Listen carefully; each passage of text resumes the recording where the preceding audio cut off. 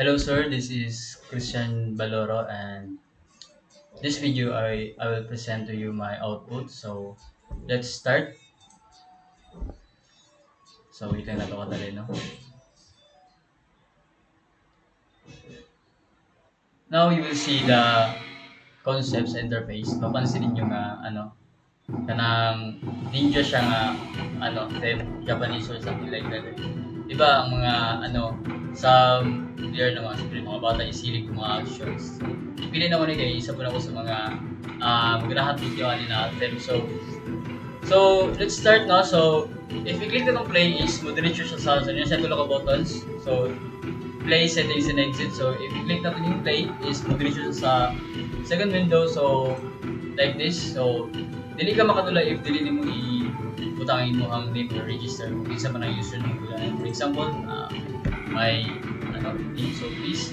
So here makita na to ang audio and kung gusto na to siya palungon is pwede na to siya palungon, maklik na to siya diri sa close. So yung i-open ang background music with the robot.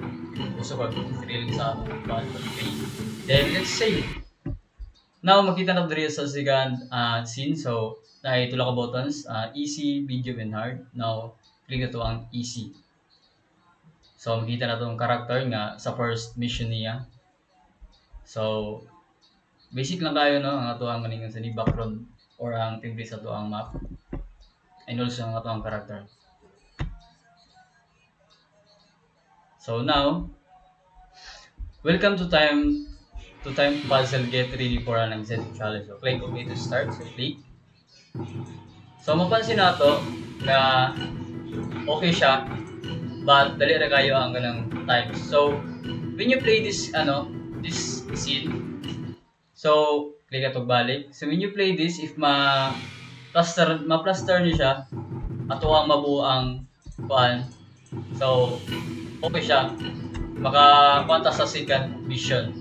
Pero makita na to nga kulang pa, kailangan pa i-improve. So that's it, and I think sir kailangan pa na ko i-improve yun, and dahan kayo mga nagkasiklase ng mga challenges. So lisod kayo siya i-construct pag-ayo. So kailangan po siya improvement, and sa challenges na ako ang nakuha ni is kanang lisod yun kayo siya, pero kay na may mga magansa ni na ngayon na nagtabang ba, so classmates talaga na. So lang, and I hope sir you're satisfied sa present, and thank you. That's all.